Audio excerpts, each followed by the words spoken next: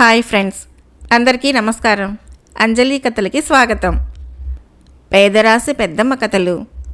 ఈరోజు కథ పేరు 3 సలహాలు. కరువు వచ్చి పడింది. తినటానికి తిండి లేదు, తాగటానికి నీళ్లు లేవు. భార్యతో పాటుగా ఎక్కడో ఓ దగ్గరికి వెళ్ళి బతుకుదామనుకుంటే ఊర్లో ఇల్లు 2 ఎకరాల భూమి ఎవరికి అప్పచెప్పాలి? అప్పచెబితే తిరిగి వచ్చే వేళకి ఉంటాయా? అనుమానమే. అందుకే భార్యను ఊరిలోనే ఉండమని చెప్పి ఉన్న మేరకు ఆమెకు కొంత డబ్బు ముట్టజెప్పి తాను ఒక్కడే పని కోసము సంపాదన కోసము బయలుదేరాడు రామయ్య. తూర్పు వైపుగా ప్రయాణించాడు. 3 రోజులకి ఓ నగరానికి చేరుకున్నాడు. అక్కడ ఓ కామందును కలిశాడు. తన పరిస్థితి, తన ఊరి పరిస్థితి చెప్పాడు. ఏదైనా పని కల్పించమన్నాడు. ఏం పని చేస్తావు? అడిగాడు కామందు. ఏ పనైనా చేస్తాను అన్నాడు రామయ్య. సరే, నెలకి 4 వెండి వరహాలు చొప్పున సంవత్సరానికి 48 వెండి వరహాలు ఇస్తాను. అయితే నెల నెల నీకు వరహాలు ఇవ్వను, సంవత్సరానికి ఒక్కసారే ఇస్తాను. ఆ వేతనానికే 3 ఏళ్ల పాటు నువ్వు పనిచేయాలి, మధ్యలో మానేయకూడదు అన్నాడు కామందు. మానేయనన్నాడు రామయ్య. నమ్మకంగా పని చేయసాగాడు. ఓ ఏడాది గడిచింది. చెప్పినట్టుగానే 48 వెండి వరహాలను రామయ్య ముందు ఉంచాడు కామందు. ఇదిగో, ఏడాదికి నేను నీకు ఇస్తానన్నా 48 వెండి వరహాలు. డబ్బును ఆనందంగా చూశాడు రామయ్య. చేతులు జాచి అందుకోబోయాడు. ఆగాగు అన్నాడు కామందు. ఆగిపోయాడు రామయ్య. ఈ డబ్బును నువ్వు నాకిస్తే నీకు మంచి సలహా ఇస్తాను అన్నాడు కామందు. డబ్బు ఇవ్వలేదనుకో, ఈ డబ్బు ఇవ్వను, పైగా ఈ క్షణమే నిన్ను పనిలో నుంచి కూడా తీసేస్తాను అన్నాడు అంతలోనే. చేస్తున్న పనితో తన పొట్టైనా నిండుతుంది, ఈ పని లేకపోతే బతకడం కష్టం అనుకున్నాడు రామయ్య. కామందు సలహాకి ఒప్పుకున్నాడు. చెప్పండి అడిగాడు. అయితే విను, కొత్త దారి కనిపించిందని పాత దారిని వదులుకోకు. ఎప్పుడైనా పాత దారిలో ప్రయాణించడమే క్షేమము అన్నాడు కామందు. 2వ ఏడు గడిచింది. అప్పుడు కూడా కామందు అదే పిత్తలాటకం చెప్పాడు. చెప్పండి అంటే 2వ సలహా ఇలా చెప్పాడు. పడుచు పెళ్ళాము ముసలి మొగుడు నడుపుతున్న సత్రంలో ఎప్పుడూ బస చేయకు. 3వ ఏడు గడిచింది. కామందు వరహాలకి బదులుగా మరో సలహా ఇచ్చాడు. నిజాయితీని మించిన మంచి గుణం లేదు. 3 ఏళ్ళు పూర్తి అయ్యాయి, కానీ సంపాదించింది లేదు. పైగా భార్యకు దూరంగా బతికాడు. ఈ బతుకు ఇక చాలు అనుకున్నాడు రామయ్య. ఊరికి వెళ్ళిపోతానన్నాడు కామందుతో. ఈ రాత్రికి ఇక్కడే ఉండు, రేపు ఉదయం వెళ్ళిపో అన్నాడు కామందు. అలాగేనన్నాడు రామయ్య. ఎంత త్వరగా తెల్లారుతుందా, ఎంత త్వరగా ఊరికి బయలుదేరతానా, భార్యను చూస్తానా అనుకుంటూ నిద్రపోయాడు రామయ్య. అతను హడావుడికి తగ్గట్టే ఇట్టే తెల్లవారింది. లేచి ప్రయాణానికి సిద్ధమయ్యాడు. వెళ్ళి వస్తాను అన్నాడు కామందుతో. ఇదిగో, ఈ గుమ్మడి పండు నీకే కానుకగా ఇస్తున్నాను, తీసుకో. అయితే ఈ పండును ఎప్పుడు పగలగొట్టాలో తెలుసా? నువ్వు నీ భార్య ఆనందంగా సంతోషంగా ఎప్పుడు ఉంటారో అప్పుడు పగలగొట్టాలి. అప్పటి వరకు పగలగొట్టకూడదు. కొడితే నా మీద ఒట్టే అన్నాడు కామందు. సరేనన్నాడు రామయ్య. గుమ్మడి పండును తల మీద పెట్టుకొని ఊరికి బయలుదేరాడు. కొంత దూరం ప్రయాణించేసరికి ఊరికి 2 దారులు కనిపించాయి రామయ్యకు. పాతదారి మేడలు మిద్దెలతో ఇరికిరుకుగా ఉందని, ఆ దారిలో ప్రయాణించడం ఇబ్బంది అని కొత్త దారి వేసినట్లున్నారు. దారి బాగుంది, తీర్చిదిద్దినట్లుంది. ఆ దారిలో ప్రయాణించేటందుకు సరదా పడ్డాడు రామయ్య. 2 అడుగులు అటుగా వేశాడు.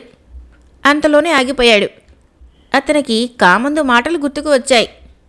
కొత్త దారి కనిపించిందని పాతదారిని వదులుకోకు, ఎప్పుడైనా పాతదారిలో ప్రయాణించడమే క్షేమం.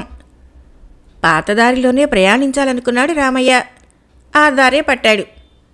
కొంత దూరం ప్రయాణించేసరికి కొత్త దారిలో ప్రయాణిస్తూ 3 వ్యాపారులు రామయ్యను చూసి పలకరించారు.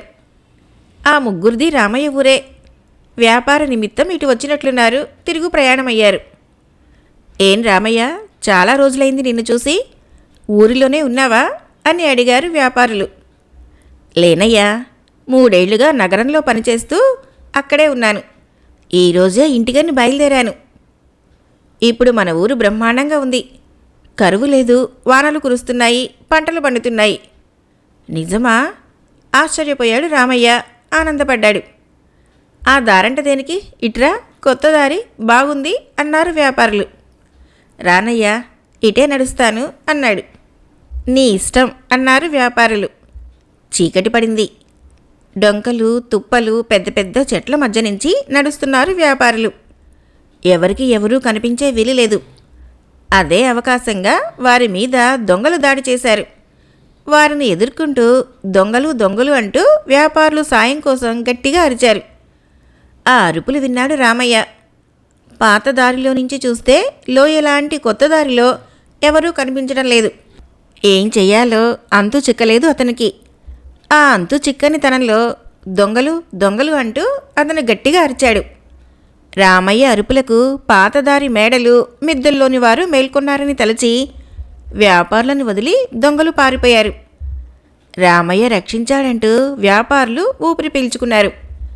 కాసేపటికి రెండు దారులు ఒక్కటవ్వటంతో వ్యాపారులు రామయ్య కలుసుకున్నారు. అప్పటికే బాగా రాత్రి అయింది. భలే కాపాడావు రామయ్య, మమ్మల్ని బతికించావు. నీ రుణం తీర్చుకోలేనిది. ఈ రాత్రికి మరి ప్రయాణించవద్దు, ఇక్కడే ఉండిపోదాం. ఇక్కడ ఓ సత్రం ఉంది. ఆ సత్రంలో ఈ రాత్రికి బస చేసి రేపు ఉదయం అందరం ఊరికి బయలుదేరదాం. నువ్వేమీ డబ్బు చెల్లించక్కర్లేదు. మమ్మల్ని కాపాడావు కదా, నీ ఖర్చంతా మేం భరిస్తాం రా అన్నారు వ్యాపారులు. రామయ్యను సత్రానికి తోడుకు వచ్చారు. ఏనాటిదో పాత సత్రం. సున్నం లేక పెళ్లలు ఊడొచ్చి రంధ్రాలు ఏర్పడి అసహ్యంగా ఉంది. బాగాలేదు. పక్కన మరో సత్రం ఉంది. అది కూడా ఇంతేనట. దానికన్నా ఇదే కొంచెం మేలు అన్నారు వ్యాపారులు.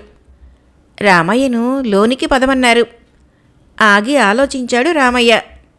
అతనికి కామందు చెప్పిన రెండో సలహా గుర్తుకు వచ్చింది.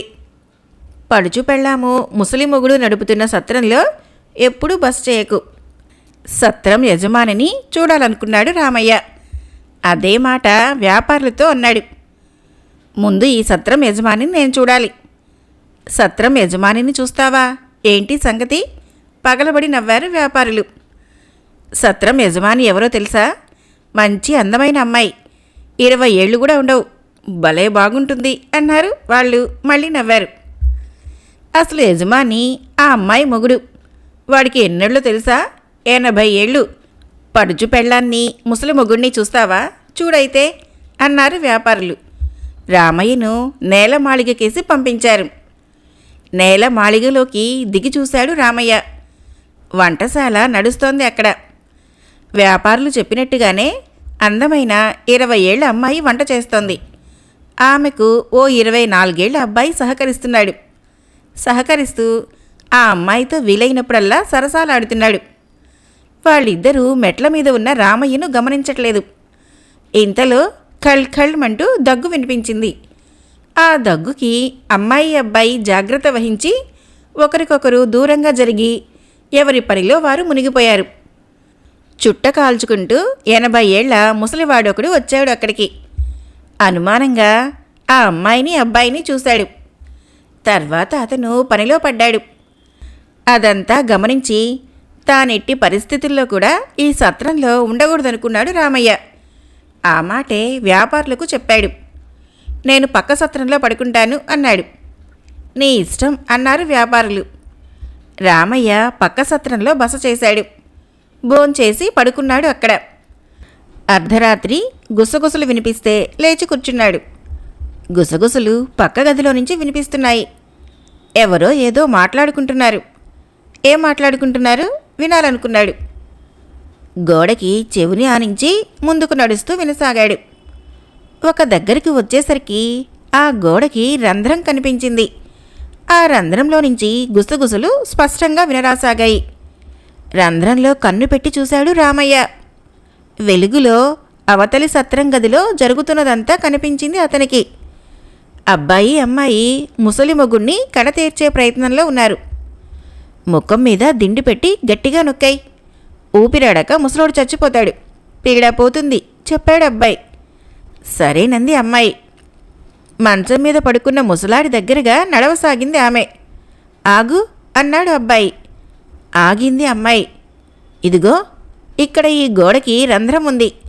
ఈ రంధ్రంలో నుంచి అవతల సత్రం గది నుంచి ఎవరు చూసినా ప్రమాదం. అందుకని నేనిక్కడ ఈ రంధ్రానికి అడ్డంగా నిల్చుంటాను. అప్పుడు నీ పని నువ్వు కానియ్యి అన్నాడు అబ్బాయి. రంధ్రానికి వీపును ఆంచి అడ్డుగా నిల్చున్నాడు. అటు గదిలో ఏం జరుగుతున్నది కనిపించకుండా పోయింది రామయ్యకు. అన్యాయాన్ని ఎదుర్కోవాలి, న్యాయాన్ని బతికించాలి అనుకున్నాడు రామయ్య. మొలలో దాచిన బాకు తీశాడు. రంధ్రంలో దాన్ని జొరిపాడు. రంధ్రానికి అడ్డంగా నుంచున్న అబ్బాయి చొక్కాను ఆ మేరకు గుండ్రంగా కత్తిరించాడు. గుడ్డ ముక్కను అందుకొని జాగ్రత్త చేశాడు. తెల్లవారింది. ముసలాడు చనిపోయాడు. అది సహజ మరణం కాదు, హత్య అని. ఆ హత్య చేసింది రాత్రి సత్రంలో దిగిన వ్యాపారులని ఆ అబ్బాయి అమ్మాయి నమ్మబలికేసరికి వ్యాపారులు ముగ్గురిని స్థానిక రక్షక భటులు కారాగారంలో నిర్బంధించారు. తెల్లవారితే ప్రయాణించాలనుకున్నారు. చిత్రంగా కారాగారం పాలయ్యారు అనుకున్నాడు రామయ్య. వెళ్ళి వ్యాపారులను చూసి పలకరించాడు. మాకు ఏ పాపమూ తెలియదు రామయ్య, కన్నీరు పెట్టుకున్నారు వ్యాపారులు. మీకే పాపమూ తెలియదన్న సంగతి నాకు తెలుసు, అందుకే వచ్చానిక్కడికి.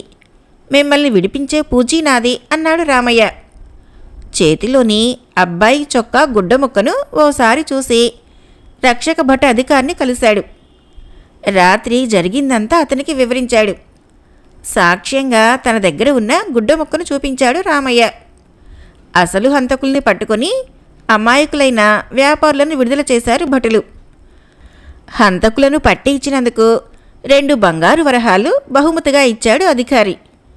తమను కాపాడినందుకు వ్యాపారులు కూడా రామయ్యకు 2 బంగారు వరహాలు కానుకగా ఇచ్చారు.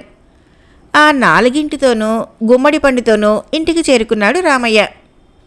3 ఏళ్లు కష్టపడి 4 బంగారు వరహాలు, ఓ గుమ్మడి పండు సంపాదించావు. గొప్ప సంపాదన. చూడు నేనెంత సంపాదించానో అన్నది రామయ్య భార్య సీత. దాచిన ముల్లె తెచ్చి విప్పి చూపించింది.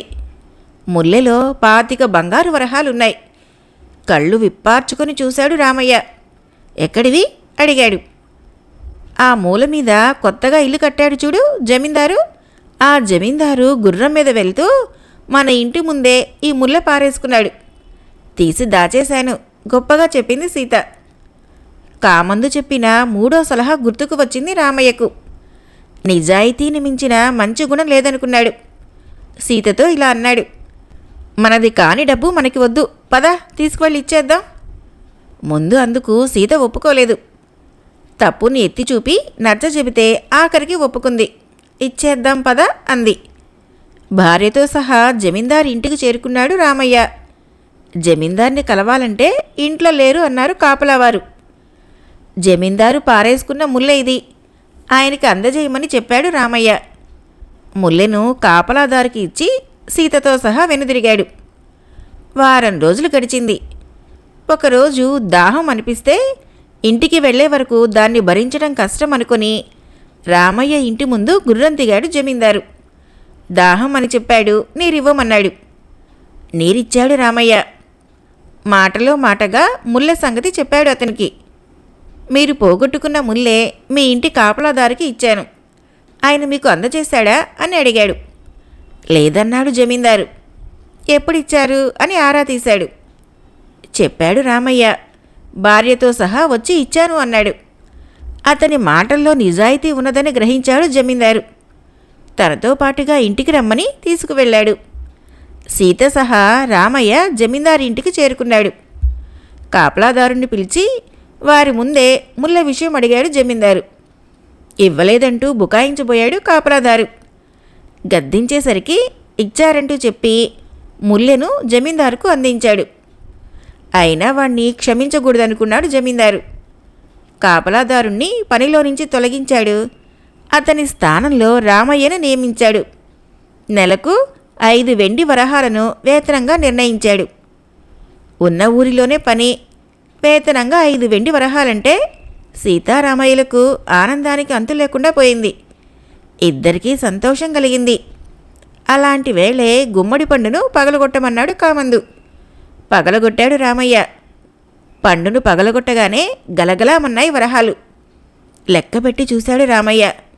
144 వెండి వరహాలు.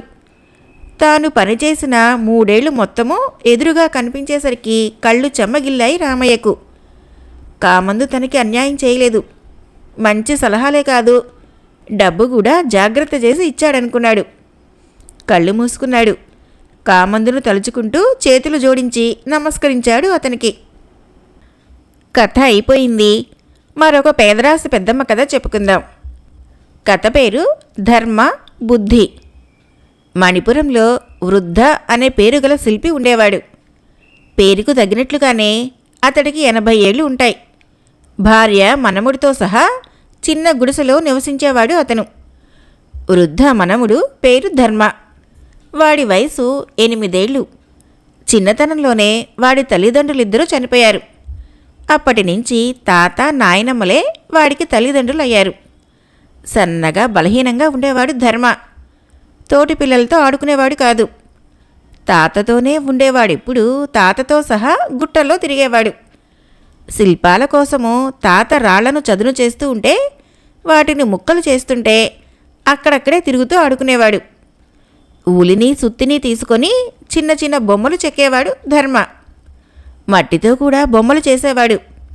ఆ బొమ్మల్ని తాతకు చూపించి ఎలా ఉన్నాయి అని అడిగేవాడు. బాగున్నాయంటూ తాత పొంగిపోయి బుగ్గన ముద్దు పెడితే ఛీ అని తుడిచేసుకునేవాడు ధర్మ. ఎప్పటికైనా నా మనవడు గొప్ప శిల్పి అవుతాడు, మహారాజు అవుతాడు అనేవాడు వృద్ధ. ఆ మాటలకు ఆశ్చర్యపోయేది అతడి భార్య. అడిగేది ఇలా, గొప్ప శిల్పి అవుతాడన్నావు, బాగుంది, కులవృత్తి కాబట్టి అయితే అవుతాడు, ఆశ్చర్యం లేదు అందులో, మహారాజు ఎలా అవుతాడయ్యా అనేది. కాలం కలిసొస్తే అవుతాడులే అనేవాడు వృద్ధ. అప్పుడు కూడా ఈ మహారాజు నా ఒళ్ళోనే పడుకుంటాడా అని దూరంగా పడుకున్న ధర్మను దగ్గరగా లాక్కొని నవ్వేది నాయనమ్మ. వాడికి నిద్ర పట్టేటందుకు పాటలు పాడేది, కథలు చెప్పేది. కథలు వింటూ అందమైన దృశ్యాలను ఎన్నెన్నో ఊహించుకునేవాడు ధర్మ. ఆ దృశ్యాలని శిల్పాలుగా చక్కగా చెక్కాలనుకునేవాడు. తెల్లారి తాతతో గుట్టల దగ్గరికి వెళ్ళినప్పుడు ఆ ప్రయత్నంలోనే క్షణం తీరిక లేకుండా గడిపేవాడు. చెక్కచెక్క బొమ్మల్ని చెక్కి తాతకి చూపించేవాడు. శభాష్ అనిపించుకునేవాడు. మణిపురాన్ని భువనేశుడు పాలించేవాడు. అతనికి ఒక్కగానొక్క కూతురు. ఆ పిల్ల పేరు బుద్ధి. 6 ఏళ్లుంటాయి ఆమెకి. బుద్ధి పుట్టినరోజు సందర్భంగా ప్రతి ఏడాది విందు ఏర్పాటు చేస్తున్నాడు రాజు. గత 5 ఏళ్లుగా పెద్ద ఎత్తున విందు నడుస్తోంది. ఆ విందుకు మంత్రి సామంతులందరినీ పిలవటమో ఆనందించటము రాజుకి అలవాటు. ఈసారి కూడా విందును ఏర్పాటు చేశాడు రాజు. బుద్ధి పుట్టినరోజును పండుగలా చేస్తున్నాడు అతను. వంటవారికి సహకారంగా వృద్ధ కూడా రాజభవనానికి గత 5 ఏళ్లుగా వెళ్ళి వస్తున్నాడు. వృద్ధకి మంచి శిల్పిగానే కాదు, మంచి వంటవాడిగా కూడా పేరున్నది. వేన్నీళ్లకు చన్నీళ్ళన్నట్టుగా వంటలకి కూడా ఒప్పుకుంటున్నాడు వృద్ధ.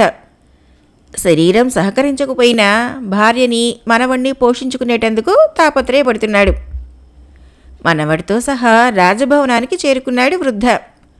చిన్న కుర్రాడు ధర్మ వంటల్లో సహకరిస్తాడని కాదు, కంచాలు కడగటం, గిన్నెలు తోమటం, తరిగిన కూరగాయల్ని అందించడం, వండిన వంటల్ని తీసుకుని వెళ్ళి మేజా మీద అందంగా సర్దటం లాంటి సాదాసీదా పనులు చేస్తాడని, చేసాయంగా ఉంటాడని రమ్మంటాడు వాణ్ణి. పిలిచినందుకు చక్కగా పనిచేసి పెడతాడు ధర్మ. వంటలైపోయాయి. చావడిలోని మేజా మీద కంచాలు సర్దుతున్నాడు ధర్మ. చావడిలో ఈ చివర నుంచి ఆ చివరి వరకు ఉన్నది మేజా. ఇటు 100 మంది, అటు 100 మంది ఒక్కసారి కూర్చొని భోజనం చేసేటందుకు వీలుగా ఉన్నది. కంచాలు ఒక్కొక్కటి సర్దుతూ మేజా మీద బొమ్మను చూశాడు ధర్మ. పులి బొమ్మ, పాత బొమ్మ, పాలరాతి బొమ్మ. బాగానే ఉంది, కాకపోతే కూరలు విరిగిపోయి ఉన్నాయి. అది అతనికి నచ్చలేదు. కూరలు విరిగిన పులి పిల్లితో సమానమని నవ్వుకున్నాడు ధర్మ. నవ్వుతున్న ధర్మను చూసింది రాకుమారి బుద్ధి. ఎందుకలా నవ్వుతున్నావు అని అడిగింది. సమాధానం చెప్పడానికి ముందు బుద్ధిని తేరపారా చూశాడు. బొమ్మలా బాగుంది రాకుమారి అనుకున్నాడు ధర్మ. మీ పులిబొమ్మ ఏం బాగాలేదు అన్నాడు ధర్మ. బాగాలేనప్పుడు ఇక్కడెందుకు, తీసి పారేద్దాం అంది బుద్ధి. మేజా మీది బొమ్మను క్రిందకి లాగటానికి ప్రయత్నించింది. దానిని చూశాడు వృద్ధ. వద్దని వారిస్తూ పరుగులాంటి నడకతో వచ్చాడు అక్కడికి. ఎంత వారించినా వినలేదు బుద్ధి. కిందకి లాగి పారేసేటందుకు ఒక పక్క బుద్ధి ప్రయత్నిస్తుంటే మరో పక్క బొమ్మ కింద పడకుండా దానిని గట్టిగా పట్టుకునే ప్రయత్నం చేయసాగాడు వృద్ధ. ఆ ప్రయత్నంలో అతని పట్టు సడలింది. బుద్ధిబలం హెచ్చింది. బొమ్మ కింద పడిపోయింది, ముక్కలైంది. ముక్కలైన బొమ్మను చూసి ఆందోళన చెందాడు వృద్ధ. బొమ్మ పగలటానికి కారణం రాకుమారి అంటే రాజు వినిపించుకోడు. కన్న కూతుర్ని శిక్షించడు. ఎదురుగా కనిపిస్తున్న మనవడికి తనకే దండన అనుకున్నాడు. కన్నీరు పెట్టుకున్నాడు. ఏడుస్తున్న తాతని చూసి బాధపడ్డాడు ధర్మ. ఏడుస్తావెందుకు తాత? పులిబొమ్మ కంటే మంచి బొమ్మ చెక్కి ఇక్కడ పెడదాము అన్నాడు. ఇప్పటికిప్పుడు ఎవరు చెక్కుతారు అడిగింది బుద్ధి. నేను చెక్కుతాను అన్నాడు ధర్మ. అయితే నా బొమ్మ చెక్కవా ప్రాధేయపడింది రాకుమారి. రా అన్నాడు ధర్మ. రాకుమారి చేయి పట్టుకున్నాడు. వద్దురా, రాజుగారు చూస్తే గొడవ అని తాత ఎంత చెప్పినా వినిపించుకోలేదు వాడు. వంటశాల వెనక్కి బుద్ధిని తీసుకుని వెళ్ళాడు. రాకుమారిని వంటశాలలో నుంచి ధర్మ తీసుకుని వెళ్ళటాన్ని వంటవాళ్లు గమనించారు. ఏమైంది ఏమైందంటూ వృద్ధను చుట్టుముట్టి అడిగారు.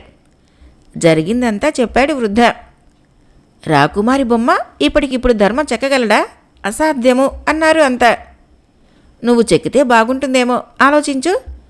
అవతలంతా విందుకు సిద్ధమవుతున్నారు. రాజుగారు వచ్చే వేళ అక్కడ ఏ బొమ్మ లేకపోయినా ప్రాణాల మీదకి వస్తుంది వృద్ధను హెచ్చరించారు. ధర్మ చెక్కుతాడో చెక్కలేడో కానీ నేను మాత్రము ఇప్పటికిప్పుడు ఎలాంటి బొమ్మ చెక్కలేను. నా కాళ్ళు చేతులు ఆడటం లేదు అన్నాడు వృద్ధ. వణికిపోతూ గోడను ఆసరా చేసుకుని కళ్ళు మూసుకున్నాడు. వంటశాల వెనక విరిగిన పాలరాతి స్తంభము 2 ముక్కలుగా పడి ఉంది. అందులో ఓ ముక్క తీసుకున్నాడు ధర్మ. దానిని ఎదురుగా నిలబెట్టాడు. బుద్ధిని చెట్టు నీడలో కూర్చోమన్నాడు. కూర్చున్నది ఆమె. బుద్ధిని చూస్తూ చకచక బొమ్మను చెక్కసాగాడు. పెద్ద నుదురు, పెద్ద పెద్ద కళ్ళు, మొగ్గలాంటి ముక్కు, ఎర్రగా చిన్ని పెదవులు, గుండ్రంగా చంద్రబింబంలా ఉంటుంది బుద్ధి మొహం. ఆ ముఖాన్ని ఉన్నది ఉన్నట్లుగా ధర్మ చెక్కుతుంటే వృద్ధతో సహా వంటవాళ్లంతా ఒళ్ళంతా కళ్ళు చేసుకొని చూస్తూ ఉండిపోయారు. బుద్ధి బొమ్మ అరగంటలో అందంగా సిద్ధమైంది. అచ్చు బుద్ధిలానే ఉంది అన్నారందరూ. ఆ పిల్ల అంగీ మడతలు కూడా ఎంచక్కా తీర్చిదిద్దాడు ధర్మ. ఎంత బాగుందో అంది బుద్ధి. తన బొమ్మను చూసి తానే మురిసిపోయింది. ముద్దు పెట్టుకుంది దానిని.